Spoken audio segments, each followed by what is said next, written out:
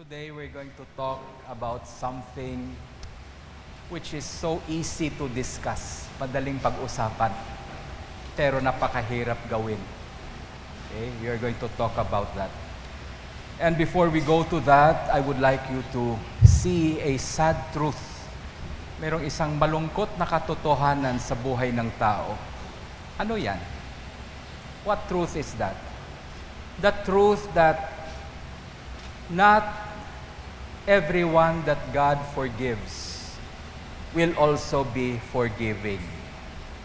Hindi lahat ng pinatawad ng Diyos ay magpapatawad din. Hindi lahat ng minamahal ng Diyos ay magmamahal din. Tama ba? Hindi lahat ng binibigyan ng trabaho ay magkakaroon ng malasakit sa trabaho niya. Sa madaling salita, hindi lahat ng pinapautang ay magbabayad. Okay, nag-smile na kayo, naintindihan nyo na. Iniisip nyo yung ibang tao, di ba? Hindi po ibang taong pinag-uusapan din, kayo po. Okay, hindi ibang tao. So tell the person beside you, he's talking about you. And me. Okay. So, ano bang bagay na to na madaling pag-usapan pero hirap gawin? Ang pagpatawad. Okay? One of the things that ails and hurts so many souls is yung ating tinatawag na galit, puot, galit, resentments. Now, let me just ask you this question, to be honest. Huwag niyo yung tingnan yung iba, ha? Tingnan niyo lang yung sarili niyo kung itataas mo yung kamay mo. Sino ba sa inyo dito, one time, nasaktan kayo? Sinaktan talaga kayo? Okay, praise God. Nakatingin kayo sa akin. Okay? Hindi tayo immune. Walang immunity. At walang sinabi ang Diyos na pag sumunod ka sa Kanya, hindi ka masasaktan. And sometimes, it's the people you love that can hurt you most. Amen? That's why sabi ni Mother Teresa, when you love someone, you give that person the ability to hurt you. Okay? Yung kaaway hindi naman nakakasakit sa'yo.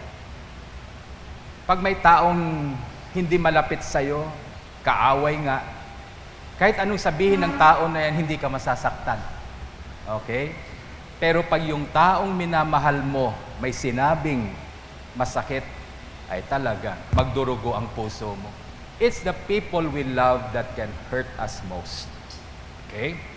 But then, that is a sad reality. And so nandito si Lord. God is with us and He teaches us how to overcome these things. Okay? And the only way for us to overcome the hurt and the pains that other people would cause in your life, kasi hindi naman talaga mapigilan yan, mangyayari yan. Kahapon pa lang, nasaktan na naman ako eh. And minsan hindi sinasadya. Okay?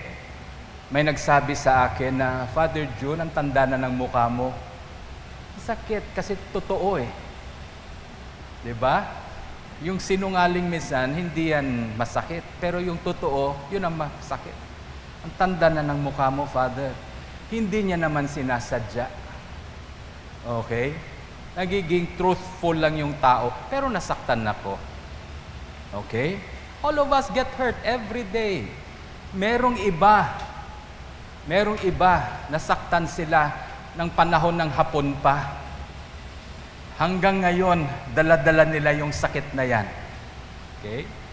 And so what happens if we allow the offenses, the mistakes of other people to linger in our mind, linger in our hearts?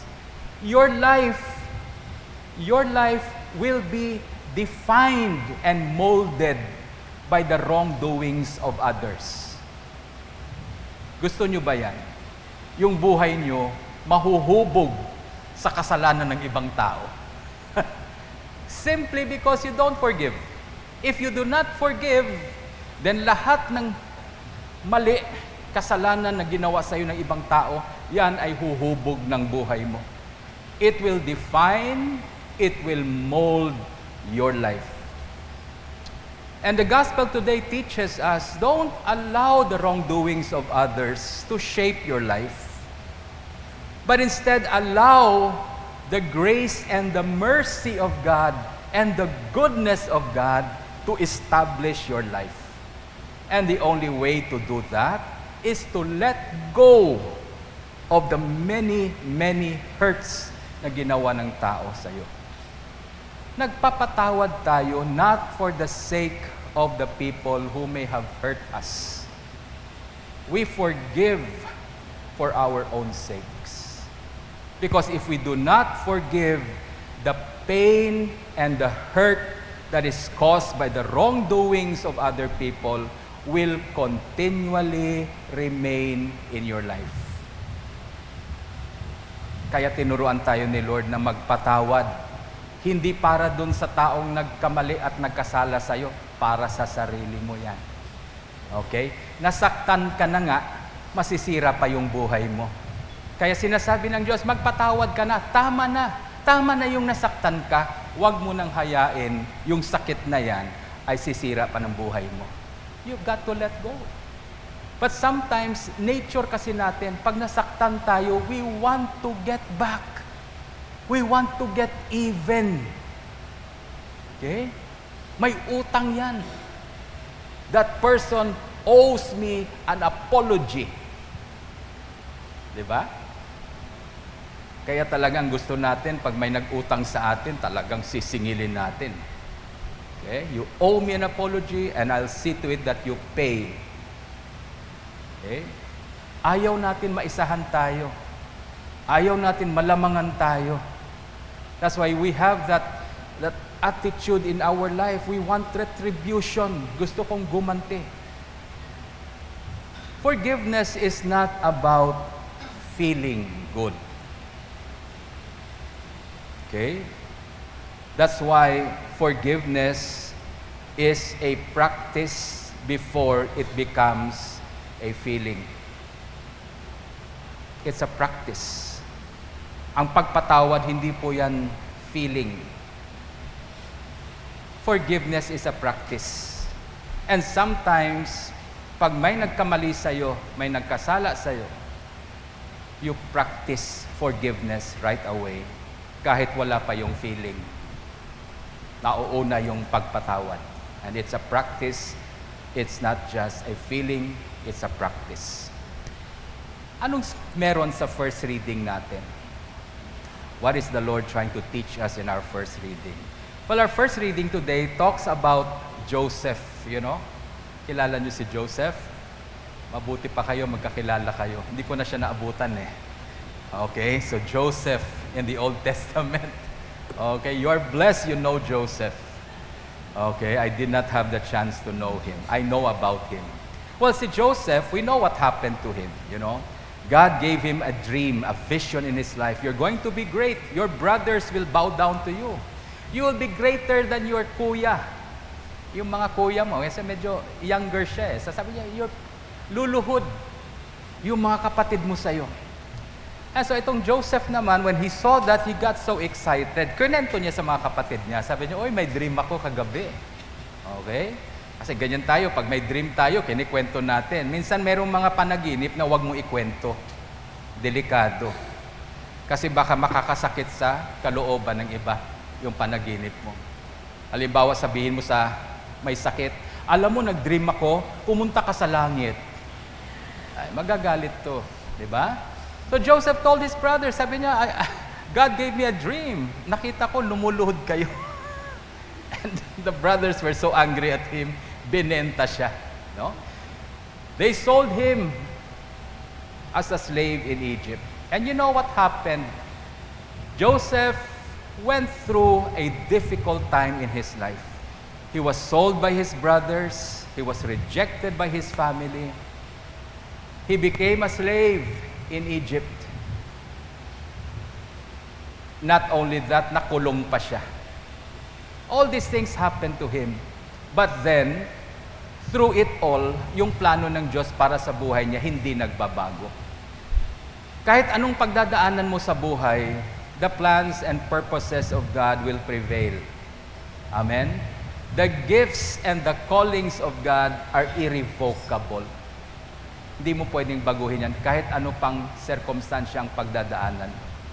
And so, to make the story short, Joseph became a prime minister. Parang naging presidente ka ng Amerika. Imagine mo.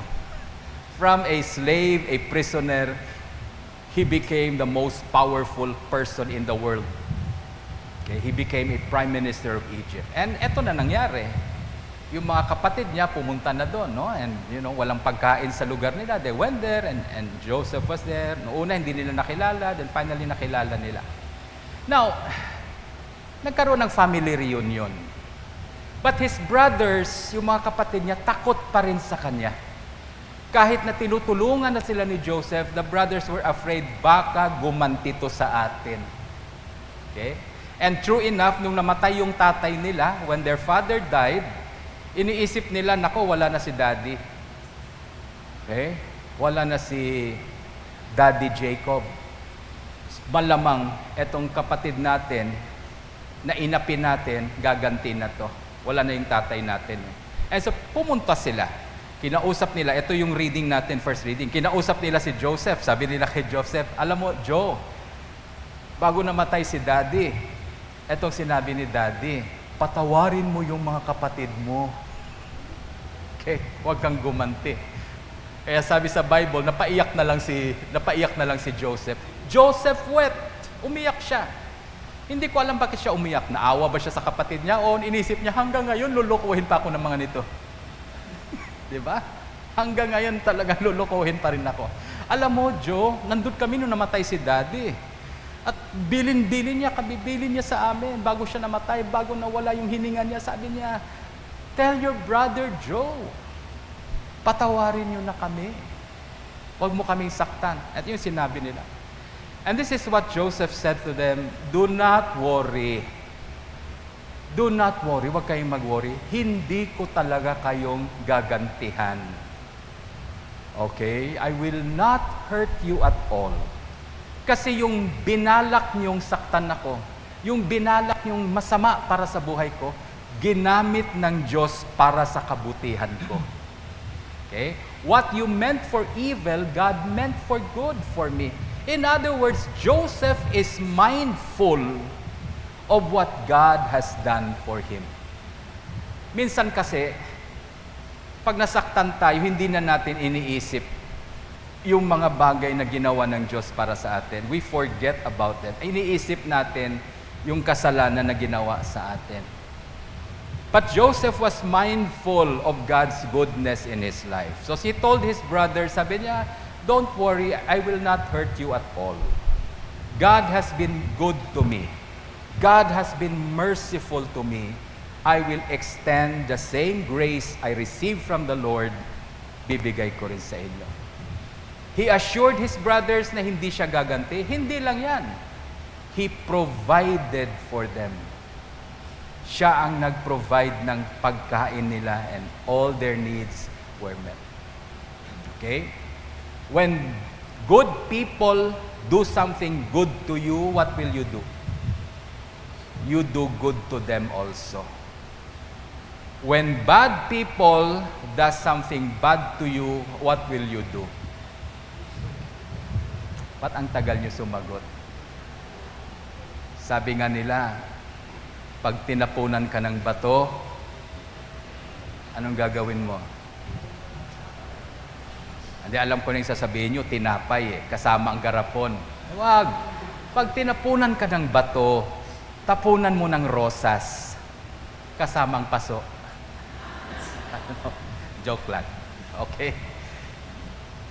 And so, when good people does something good to you, do good to them also. When bad people do something bad to you, what will you do? Still you do good to them. Why? Because it is who you are. It's not about who these people are na gumagawa ng masama. ganyan ka talaga. Anak ka ng tatay mo sa langit. You are your Father's son. You are your Father's daughter. Your God is good all the time. Your Father in heaven is good all the time. Amen? Like Father, like Son. So kahit mali na, masama nang ginawa sa'yo, huwag kang gumanti ng masama kasi hindi ikaw yan. Amen? Sino ikaw? Ikaw ay mabuting tao. Hinubog sa wangis. You are created in the image and likeness of your God. Amen? The second reading today teaches us not to stand in judgment of people. Okay? Pag merong nagkamali sa'yo, automatic para ka na si Honorable Judge of the RTC. Okay? Makakatikim ka sa akin. Okay? Ganyan ka agad. Masamang tao ka. Napakasama ng iyong budhi. Okay? Ganyan ang nanghuhusga ka agad. Well, the Lord said, do not judge others. Why? Because we will all stand before God. And we are all going to be judged.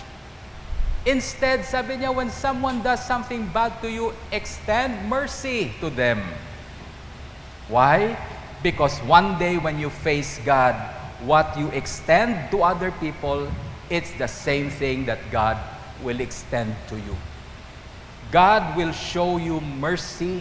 Why? Because you have shown mercy to others. Amen? God will have mercy on you, hindi dahil konti lang yung kasalanan mo. God will have mercy on you, hindi dahil good boy ka naman talaga with bad habits lang. You know, hindi ka naman masyadong masama.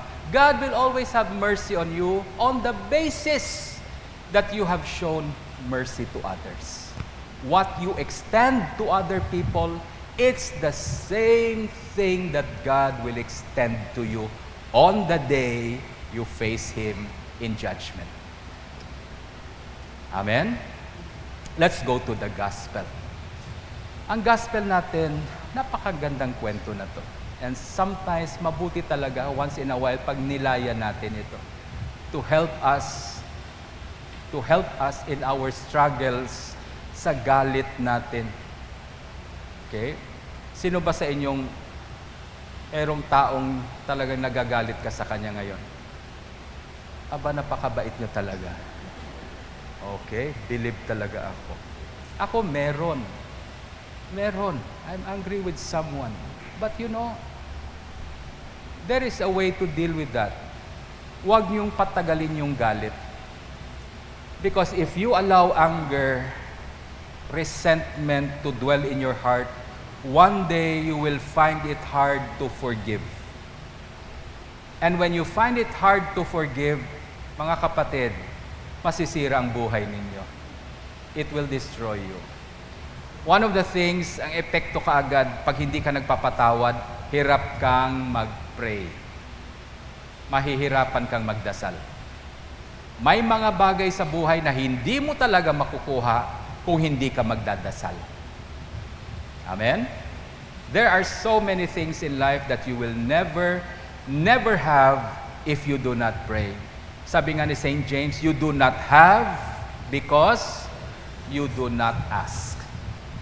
Wala kang ganyan dahil hindi mo naman pinapanalangin.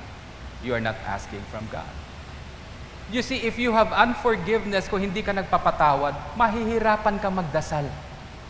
You'll find it hard to pray. You'll find it hard to ask for these things na kailangan mo. That's why we need to forgive. And the Lord has taught us how to forgive. Tinuruan tayo ni Lord. Okay? Madaling sabihin, mahirap gawin. Okay. So anong sinasabi dito sa gospel natin? Sabi niya, Peter came up to Jesus. Sabi niya, Lord, ilang beses ba ako magpapatawad? Kung meron nagkasala sa akin, if a brother sin against me. So remember, Sino nga yung pwedeng magkakasakit sa ano? Who can hurt us most? It's your brother. It's a member of your own family. Spiritual family or physical family. Yan ang pwede talagang masasaktan ka. So sabi ni Peter, if my brother sins against me, how many times would I forgive him? Well, in Leviticus, sinasabi doon sa law, 6 na beses lang. You can forgive your brother, someone sin against you, forgive him 6 times. After 6 times, huwag mo nang patawarin. Yan ang Levitical law. Etong Peter, nung lumapit siya kay Lord, gusto niya rin magpa-impress, dinagdagan pa niya ng isa. Sabi niya, Lord, if my brother sins against me, how many times? 7 times? Parang mabilib naman si Lord sa kanya. Yung 6 na law, dinagdagan niya ng isa. Para magmukhang galante naman siya. And the Lord said to him, sabi niya kay Peter, I do not say to you up to 7 times. It's not 7 times. But, this is how you will forgive your brother. You will forgive him up to 70 times 7 times. Alam mo, pag meron kang scientific calculator, subukan nyo. 70 times 7 times equals mo, infinite yan. Walang specific number yan, infinite yan. Subukan nyo lang. Huwag sa cellphone, kasi sa cellphone baka lumabas na naman yung Facebook, makakalimutan mo. Okay? So how many times will you forgive your brother? Sabi ni Lord, 70 times 70. 70 times 7 times. Ano ibig sabihin nito? Peter, when he was asking Jesus, how many times will I forgive? Nagiging technical siya. Pag sinabi mong technical, nagbibilang ka. Okay? So pila? 7 times, 5 times, 6 times. Meron kang listahan. Yan ang kay Peter. When Jesus said, you forgive your brother not 7 times, it should be 70 times 7 times. In other words, Jesus is not being technical here. Walang limit, walang listahan yan. Huwag kang maglista ng kasalanan. Bakit? Kasi ang Diyos hindi rin naglilista ng kasalanan mo. Ang Diyos walang listahan sa pagkukulang mo. Bakit ikaw meron? Anong ibig sabihin yan? Mas magaling ka pa sa Diyos. Si Lord walang listahan, ako meron. And this is what Christ was trying to say. Don't be technical about forgiveness. Don't be trying to solve magkano o pilang utang niya, magkano ba, gaano ba ako nasaktan, ano bang igaganti ko dito. You know, you're so technical about this thing. Jesus said, no need to be technical. Forgive your brothers as long as he needs your forgiveness. Go ahead, no limit. Then he explains why. Inexplain ni Lord. And ito yung magandang explanation. The kingdom of heaven is like a certain king who wanted to settle accounts with his servants. And when he had begun to settle accounts, one was brought to him who owed him 10,000 talents. Ano nangyari? Sabi niya, yung kaharian ng Diyos, this is how the kingdom of God operates. If you belong to the kingdom of God, ito yung pamamaraan ng kaharian ng Diyos. Kung ayaw mo yung pamamaraan ng kaharian ng Diyos, lumipat ka sa kaharian ng demonyo.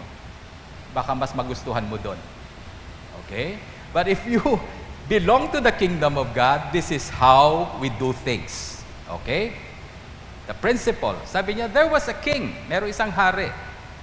At merong taong dinala sa kanya dahil may utang sa kanya na 10,000 talents. Alam niyo yung equivalent ng 10,000 talents? Pag kinumpute yan sa pera natin ngayon, that is about $2.4 billion. Ganyan kalaking utang niya sa hari. $2.4 billion. Hindi pa sa pesos yan, sa dollars yan. Sino sa inyo na nakautang na ng ganyang kalaki? Ituro nyo sa akin kung saan. Okay? $2.4 billion yung utang niya sa hari. Kaya minsan sinasabi ko, sobra naman yung kwento ni Lord na to, masyadong exaggerated. Yes, maybe He would exaggerate so that you will know kung gaano kalaking utang natin sa Kanya. So this person owed the king $2.4 billion. And when the king found out na $2.4 billion yung utang niya, sabi niya, ibebenta na kita. I will sell you, your wife, your children will be sold. Ganyan yan pag may utang ka sa Diyos, ang bayad mo dyan, anak mo at asawa mo. Mahirap pag may utang ka sa Diyos. Amen? Ang magbabayad niyan, ang kabayaran dyan, anak mo, asawa mo, pamilya mo. And so the king said, okay, you owe me $2.4 billion. That's 10,000 talents.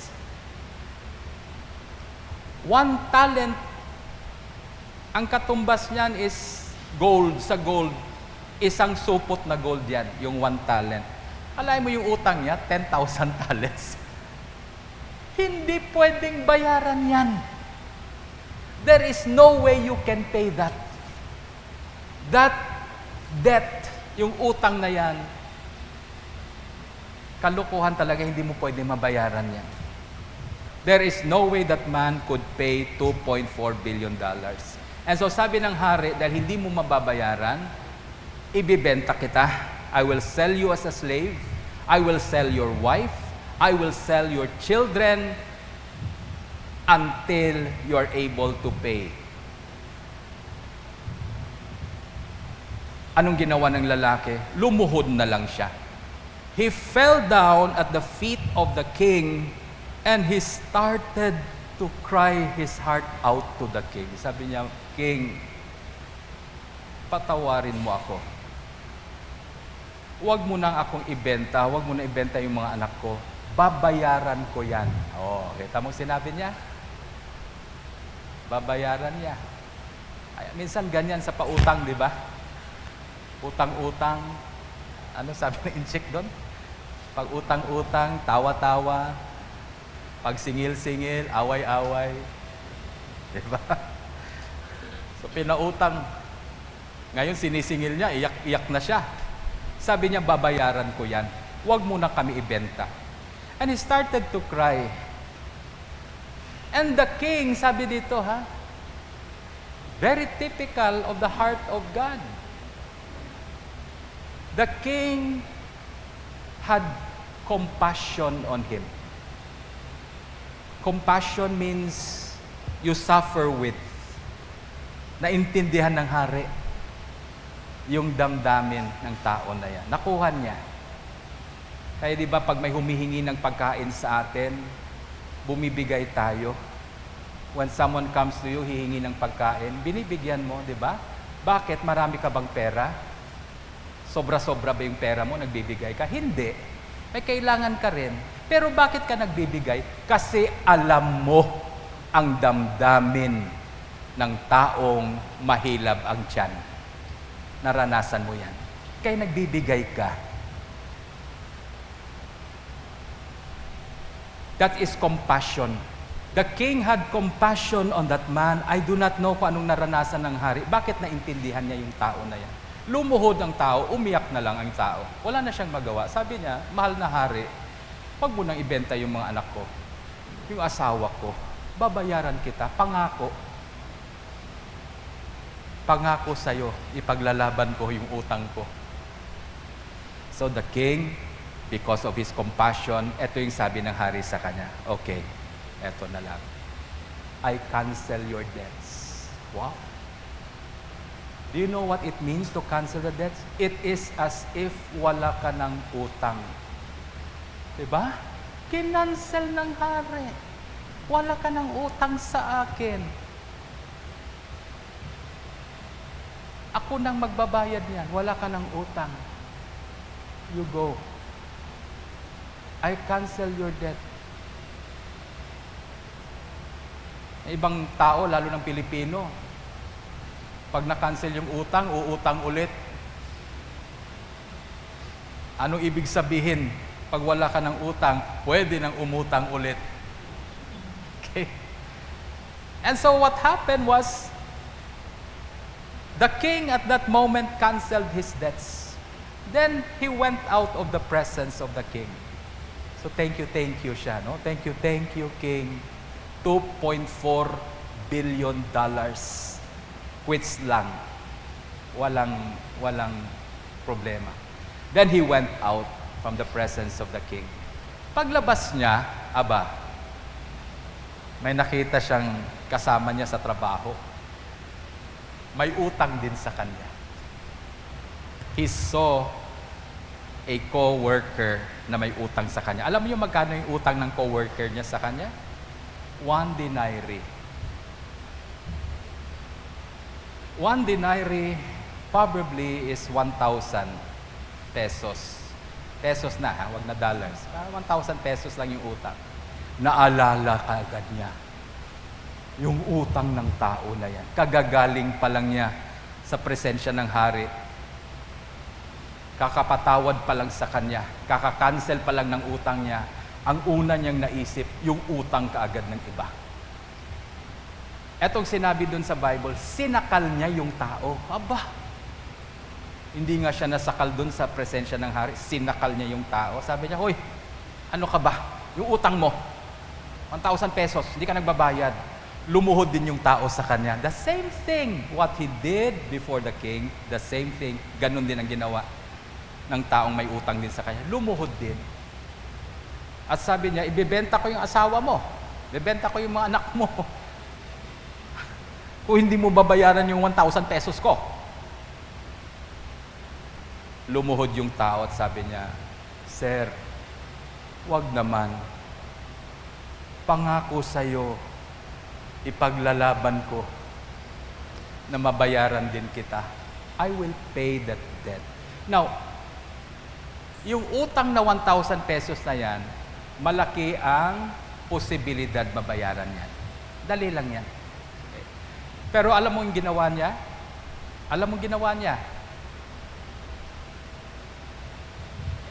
Sinakal niya yung tao at sabi niya, hindi. Ipakukulong kita at ibebenta ko yung pamilya mo hanggat mabayaran mo yan. At pinakulong niya yung tao. That's what he did. May tao bang ganyan? Totoo ba yan, Father? Marami po. Maraming ganyan. Pinatawad mo, hindi nagpapatawad yan sa iba. Nalaman ng nakita ng ibang mga katrabaho niya. Minsan, mabuti rin may marites ang mundo. Kasi minarites ka agad siya doon sa hari. Pumunta yung mga nakakita, pumunta sa hari, sabi niya, King, alam mo ba yung taong pinatawad mo sa $2.4 billion? Nakita niya yung may utang sa kanya, sinakal niya at hindi niya pinatawad. Nalaman ng hari. Nagtakang hari, bakit? Bakit ganyan siya? So pinatawag siya ulit. So pagbalik dun sa hari, nandun na naman siya. You know? Ang bait na naman ng mukha niya. Pag umuutang, mabait ng mukha. Pag sinisingil, mukhang demonyo na. Diba? So he faced the king and the king said to him, "Why? What an evil thing to do. Why did you do this? Pinatawad kita. I canceled your debts of $2.4 billion. You should have done with those who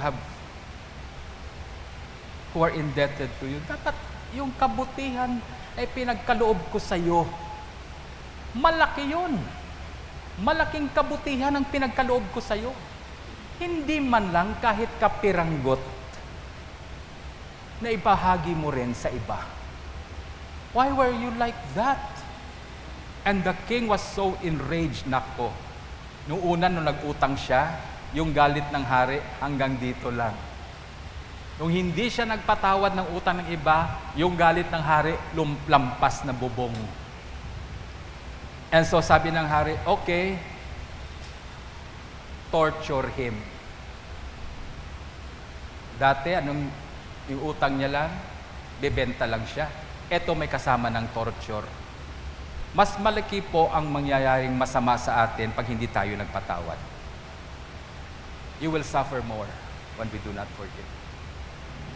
And the lesson, sabi ni Jesus, sabi niya kay Peter, in-explain niya, this is what will happen to anyone who does not forgive his brother from his heart. Now, why did Jesus talk about his heart? Ito yan eh. Kung anong tinatanggap mo sa Diyos, yun ang lalabas sa buhay mo. Pinatawad siya ng Diyos, right? The Lord forgave him, canceled his debts. But the question is, tinanggap ba niya yung ginawa ng Diyos sa kanya?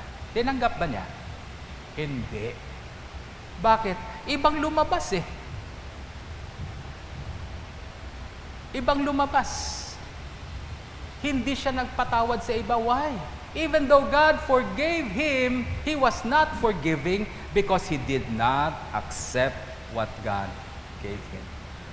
That's the problem with many Christians today. Hanggang ngayon, hindi natin tinatanggap yung inaalok ng Diyos, yung binibigay ng Diyos sa iyo libre. He forgave you his sin. He forgave us our debts. At ito palaging alalahanin natin, kahit gaano kalaki yung ginawa ng kapatid mo sa iyo, mas malaki yung ginawa mo sa Diyos. It will always be like that. Yung ginawa ng kapatid mo sa iyo, whatever offense anyone will do to you, that is nothing compared to your offenses against God. Your sin against God is so great. But the Lord extends His forgiveness on you. You should receive. Pag tinanggap mo yan, mga kapatid, yung kapatawaran ng Diyos, that will also flow out of your life. Yun din ang lalabas sa buhay mo. Hindi mo na pag-iisipan yan. If you know what God has done for you, if you are mindful of the goodness and the mercy of God, His grace will mold your life. When you receive God's mercy, His grace will take over your life. And that grace that you have now will flow out of your life. Kaya sinasabi natin, we are blessed to be a blessing. When you start receiving the blessing of God in your life, hindi mo mapipigilan yan. Lalabas din yung blessing na yan and it will touch the lives of other people. But the problem with this man, pinatawad siya, kinancel yung debt niya, but he did not receive and appreciate the mercy that was extended to him. And so, anong lumabas sa kanya? Yung dati pa rin kasamaan, yun pa rin ang lumalabas. Are you struggling to forgive someone in your life? Hirap na hirap ka magpatawad? Yung hirap mo sa pagpatawad sa ibang tao, dahil yan sa hirap mo na tumanggap ng binigay ng Diyos sa'yo. Hanggang ngayon hindi mo matatanggap. Because it requires humility to receive God's forgiveness. Pag pinatawad ka ng Diyos, unang mangyayari dyan is, akuin mo muna yung kasalanan mo. Pag hindi mo inaako yung kasalanan mo, hindi ka makakatanggap. Kahit na binibigay ng Diyos sa iyo yung mercy, you will not be able to receive that mercy because you do not admit your mistakes. Pag sinabi mo, Lord, ako talaga may kagagawa nito, kasalanan ko to lahat, then that's where the mercy of God comes in. You are receiving that mercy. And when you start receiving the mercy of God, His goodness in your life, His grace will now flow out of your life. Amen? That's why there are scriptures that reminds us of the importance of these things. Sabi nga sa Lord's Prayer, we pray the Lord's Prayer, forgive us our trespasses as we have forgiven those who trespass against us. Why have you forgiven those who have trespassed against you? Because you know God has forgiven you of your own trespasses. Amen? Now, forgiveness is easier said. It's difficult to do.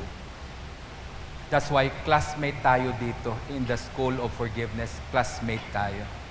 Amen? Nag-aaral tayo at kailangan nating i-practice ito. Bago natin maramdaman yung pagpatawad, gawin na muna natin. Amen? The Father, Son, the Holy Spirit. Let's all stand.